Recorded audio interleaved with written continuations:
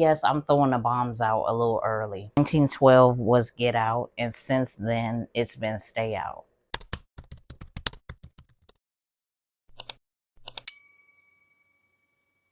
What it is, what it ain't, it's your girl Umbrella, and I am back with another video. Just when you guys thought I was done with Lake Lanier and Oscarville, grab your coffee. Let me look and see what mine's is. We got some things to discuss, okay? So we're not done with Lake Lanier and Oscarville quite just yet. So buckle your seatbelts, grab your coffee, and let's get right into it. It's your girl Umbrella. Thank you guys for subscribing. Shout out to the new subscribers. Hey, how you doing? Welcome. We have great videos over here. It's super interesting topics.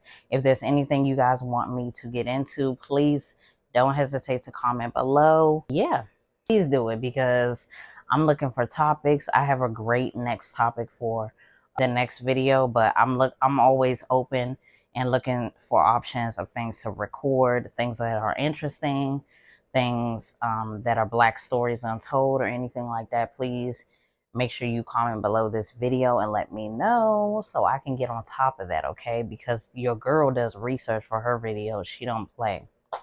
All that being said, make sure that you like, comment down below, and subscribe to this channel. More videos on the way. Let's go. Okay, so if you're not familiar with Lake Lanier, I'm just going to give you a brief overview. But if you want more details, then please go look at my last two videos on Lake Lanier. I will link them below. Basically, Lake Lanier is a lake that was created in the 1950s. And it used to be a town called Oscarville. It was flooded and then it became a lake. It's a lake in northern Georgia and a county called Forsyth County, Georgia. So basically, it's the home of an underwater town. Like, it used to be an actual town that Black people lived in until it was flooded in the 1950s. So this video is going to be about surviving Lake Lanier, which is a documentary that was released on Prime Video last year. I've been waiting to see the video, but I paid $3.99 so that I could watch it and do this video for you guys. So if you do want to see this video, I will link that also below so that you guys can watch it for yourself and leave comments and interact with me and we can talk about it or whatever. This is going to be a spoiler if you didn't watch it. So if you want to go watch that video, the documentary, then I will link it below. So go watch that first and then you can come back and we can talk about it. In this documentary, I found out a lot of things that I didn't know about Lake Lanier. So I'm going to be sharing that with you guys and basically some updates. I mentioned in one of the last videos that I saw a video on TikTok of a lady talking about her experience on Lake Lanier. And if I find the TikTok, because I know her name now, I didn't know her name then.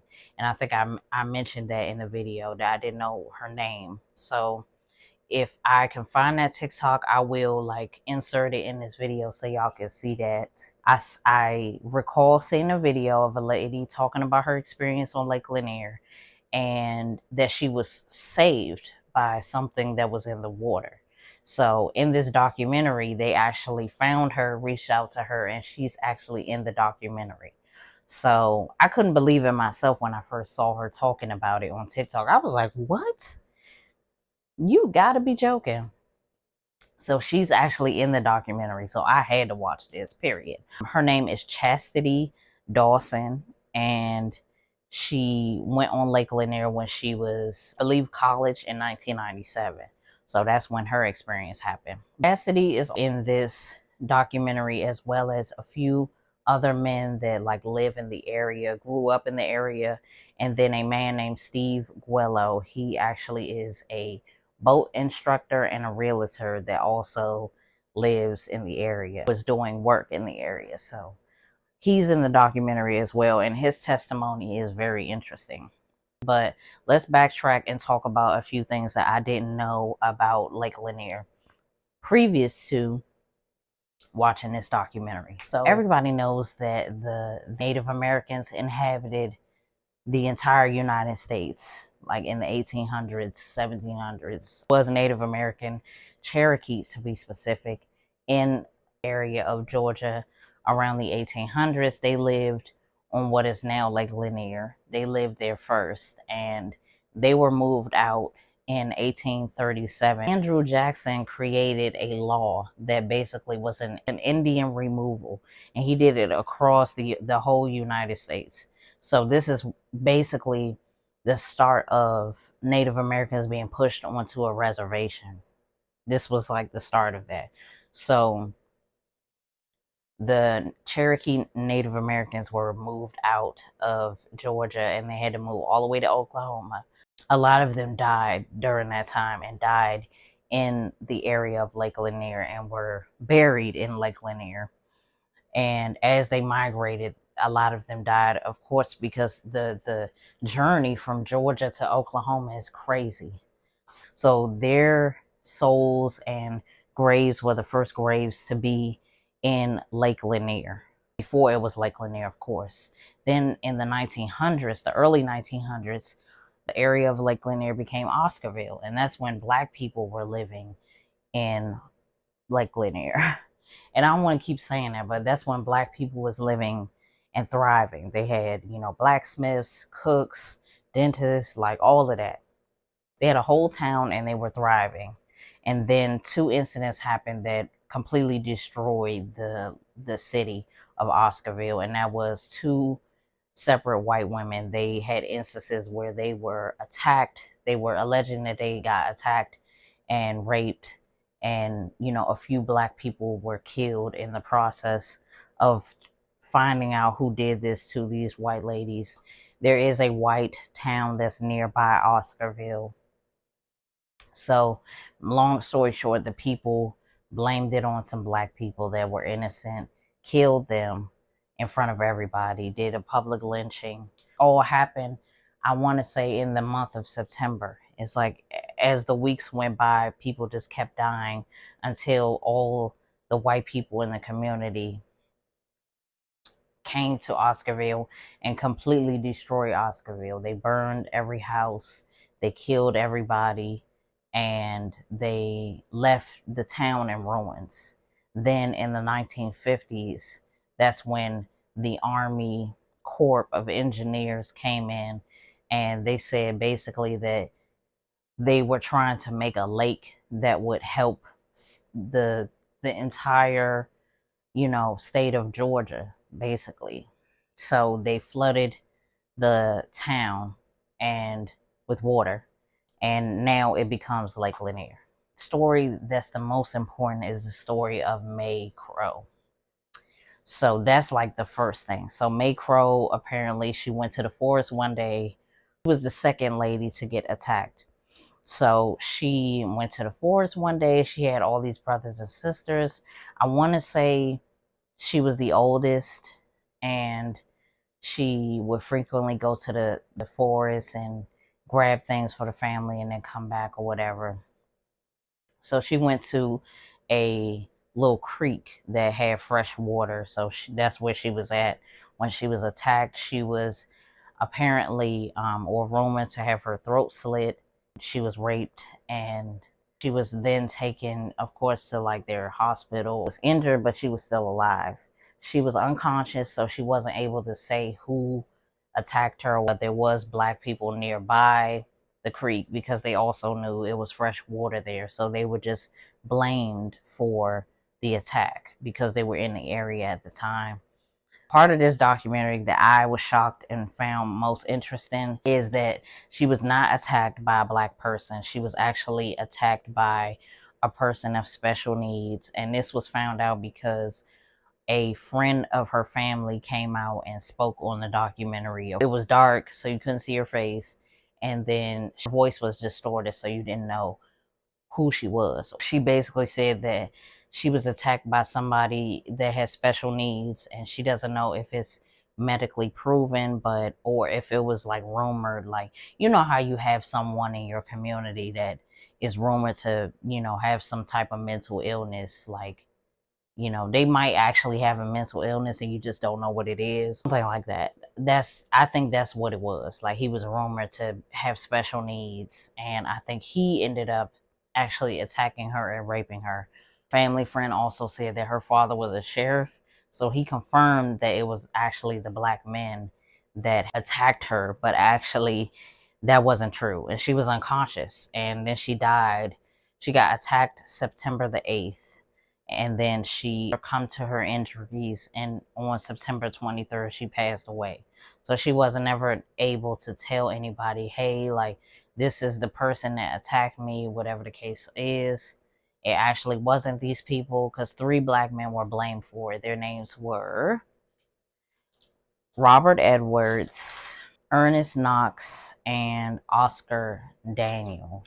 They were all blamed, and they were all hanged and murdered in front of everybody in the town. In Forsyth County, died for no reason. Like a lot of them in the town of Oscarville, their murders were really just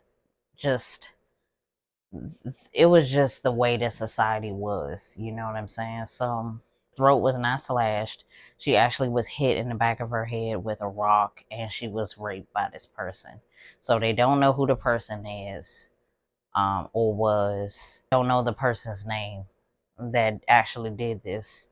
But just interesting how, like, the facts of everything unfold, and this happens like years and years later. Like, it's 2025 and we're just finding out that she was not actually attacked by these black men in the early 1920s, I mean 1900s. Like, that's crazy. So that was interesting, finding out that actually did not happen to her. She did get attacked, but she didn't get attacked by these black people.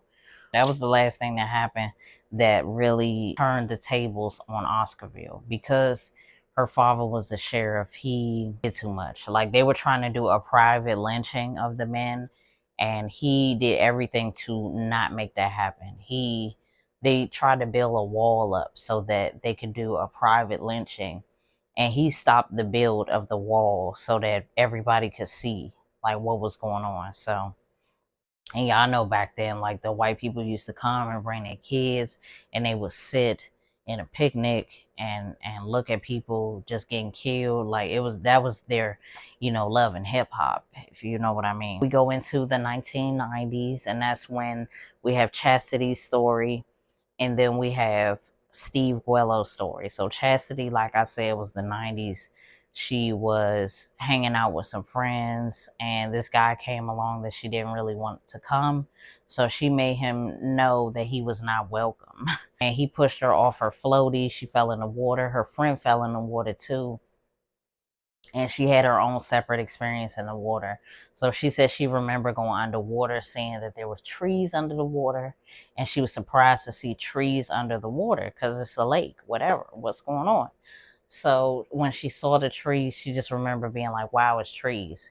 And then she recalls something under the water talking to her, and it was like a man, and it was a man of darker skin, and he basically was telling her, giving her instructions so that she could be okay under the water. And basically he partook in saving her. So he told her to open her arms as if she was going to swim. She says she remembers him carrying her out of the water, and she ended up on shore. And then he was gone. Ended up getting saved, and she says that she just recalls being on shore when she opened her eyes. And that's insane. Like, that's crazy. And she also said that she felt guilty for partying on the lake because she had no idea about Oscarville until, after that happened to her. She didn't have a conversation with her friend, which what I thought that was weird, because I would be pressed to tell my homegirl, look, this happened to me, like. And she said they were very close, but I think years after that they kind of like did their own thing. She got married, whatever, moved away, which I do understand. So yeah, but I would have been pressed to tell my homegirl, like, girl, this happened to me. Like, what happened to you when you fell in the water? Because this is what happened to me. I think that's really weird that they didn't talk about that, but you know, it was a separate instance, and she probably was. I mean, I can understand her being scared as hell because I would have been scared as hell. I would have been terrified that that happened. So, moving forward, that's Steve Guello. He is a boating instructor and a realtor in the area. He recalls being there in the 90s and being like, he saw a bunch of houses on the lake and he was wondering why they were empty. So he thought it was a good idea to start renting the houses out, a little like a little vacation spot. So that's the type of realtor he became. He started to do rental homes on the lake, and he began having some hardships because him bringing people out on the lake, it was a non-profit, so he wasn't getting paid for it. Basically, still like started getting restrictions. The same Army Corps of Engineers that flooded the town was a part of the government in Forsyth County, Georgia, so they were a part of putting restrictions on his boating. A lot of the people in the town of Forsyth County are white, so it seemed to him like they just wanted to keep it that way, basically. So he said, and I quote, 1912 was get out, and since then it's been stay out. They basically don't want any black people to be there. So once they started to see people of color, Georgia is full of black people, okay, but this specific part of Georgia does not have black people. So when the people in the town started to see that there was more people of color, mainly black people in the area, they started putting restrictions on things that he could do, and he just received so much trouble from it. I do think that there might be a level of some type of obliviousness because he kept saying that he didn't think it was like he was trying to say that it's a race issue without saying it's a race issue. And that's a major problem with some white people, is that they think that, I don't know, like it's okay to say what it is. Like that's the thing about black people. We don't give a damn about telling it like it is. Like it's okay to be like, I feel like they're racist. I feel like they're racist. I feel like some white people have a hard time calling white people out on their shit. Like it's okay. It's okay to be like, they're racist. They're doing things on purpose because they don't want any black people there.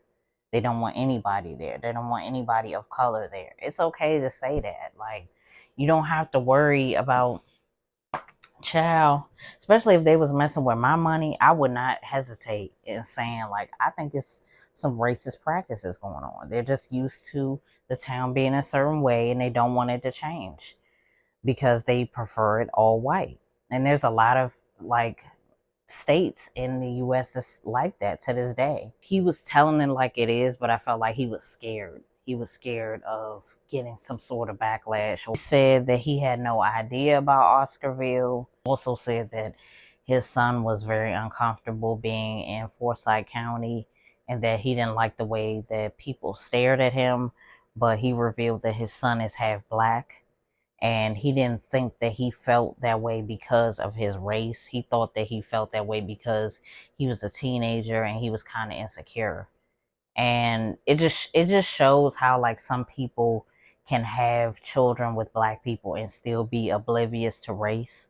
Like race does matter. Like white people love saying like that race does not matter, but it really does. Race, depending on your race, is depending on how people talk to you, how people treat you. Is some such thing as microaggressions. I commented under a video of a black girl talking about her experience in the workplace being, talked to by a white person, and just microaggressions, like being having conversations about our hair. Most of the time, it's hair conversations that can be, it's backhanded, like a backhanded compliment or whatever. And a lot of people are like, what if it was this? What if it was that? No, it wasn't. It was shade, and it's unnecessary. It's like microaggression conversations about our hair being real or our hair being fake. Like, why does it matter if I have a weave or if I'm rocking my natural hair? What does that matter?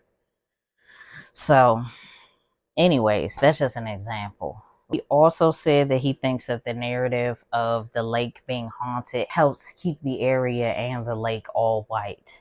So he's basically saying that he doesn't think that it's haunted, but he does think that it being like portrayed as it being haunted keeps black people away. And that's true. I feel like a part of that is very true because we don't like to mess with no spirits, okay? We don't like to mess with no spirits. Like, no spirits. No spirits. Like, I used to live, I mean, most of the places that black people live to this day used to be a plantation. The neighborhood I grew up in used to be a plantation. I always felt like it was spirits in my house, closing the door, opening the door. I ain't gonna lie to y'all. One morning I got up early in the morning and I seen a figure like in front of my door. And I kind of like moved back a little bit because I felt like I was going to knock right into the figure or whatever. But that's neither here nor there. There's always spirits around us in the area, whatever the case may be. We want the spirits to go in their natural, resting place. So he also said that the fact that every death that happens in the lake makes the news is work by the government officials controlling the media. And because he said there's other lakes in Georgia, but a lot of the deaths don't make the news. So he's saying that the fact that every death in this lake makes the news, it makes it seem like it's being controlled by the government, and the government wants it to be perceived as a very haunted place. I'm not gonna lie to y'all. I mean, I already have family in Georgia anyway. I would not mind going. We're gonna keep that at the end. I'm gonna wait to the end, but he said he felt targeted by people that didn't know him or people that he didn't know just because he sells rental properties to black people. Like he felt like people wanted to pay him less or, do certain things because they knew that he was working with people of color. He also said that he is currently in a lawsuit with the Forsyth County and the Army Corps of Engineers. And they state basically, not only has he lost thousands of dollars from, his participation with black people, which has probably put a dent in his marriage. He literally said he was in open heart surgery. Yeah, open heart surgery. And he found out that there was a new lawsuit. And basically in the lawsuit, it says that he can't rent a home because he created like a little property. I forgot what it's called. I put it at the bottom of the screen. But the lawsuit says that he cannot rent to anyone that does not want to rent for 30 days. Who the hell goes on a 30-day vacation in Georgia? It's Forsyth County at that. Don't no black person that know that place is racist want to be there. Okay, we do not like. I don't know. We do not like staying nowhere where we're unwanted. That's just not happening with us. Like we don't like that, especially if we in the States. If we go out of the country, like it's certain places I probably would never go. I would never ever go because of that, because of the color of my skin. And it's sad because I would love to travel the world, but the world still ain't ready for us, still won't accept us, and we be minding our business, child. Yeah, he's going through that now, and I mean, imagine that. That's putting a huge dent in his pockets. The fact that he can't rent to somebody that just wants to stay for a week or 2 weeks, like normal people. So that's crazy. Underneath the water, there is houses, there's 20 cemeteries because there's Native Americans and black people, and there's churches and a racetrack. A lot of people claim to feel drained when they enter the water and feel like something is grabbing them and pulling them down, child. And one of the best parts of the documentary was that Chastity was able to go back on the water, and she claimed to see someone on a floaty near the area because she couldn't recognize where she was pulled into the water at. She turned around and she saw a little girl like in a floaty, and that's where she was. She recognized it immediately. She had her time to pay homage to the people of Oscarville while she was on the water.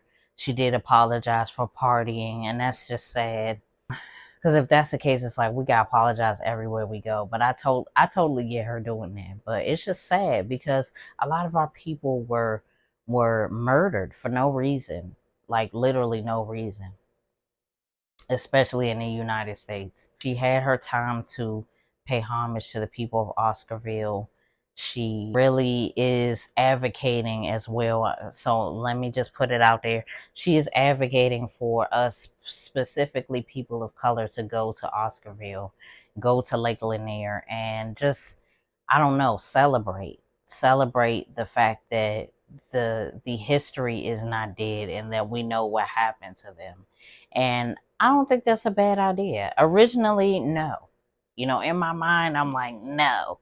You know what I'm saying? But I do believe that there's a reason why she was saved under the water. Like, over 700 people died in this lake. So I do feel like there was a reason why she was saved.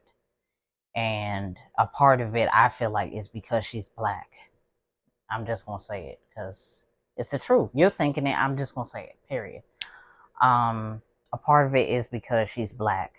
So I think that I can't say that I think that we're not going to be harmed if we do enter the water. I can't really say that, but I can say that it's a special place for us there. And I do think that it deserves to be celebrated. So I don't think that this will be the only Lake Lanier video that I have to do. I've already done like 2 or 3 videos. Like I said, I will link them below. This is going to be the end of the video. I do think that we probably should go to Forsyth County because I really feel like they're living in a different time. And it's time for us to show them that those days are over. The lynchings, the picnics and the lynching is over. You know what I'm saying? The pitchforks and the little Civil War guns, all of that time is over with. Like, black people are everywhere. We're proud of our race and we're proud of our history. And it's time to wake all of y'all ass up. Like, not just, you know, relax while you're going to hell, you know? But anyways, it's your girl Ombre Alert. Thank you so much if you made it this far in the video. I really appreciate it. Please comment your thoughts on this topic below, and I will see you in the next video. You're not going to want to miss the next video, so make sure you like, subscribe, and turn your post notifications on. Okay, thank you guys so much for supporting me, and I will see you in the next video. Bye.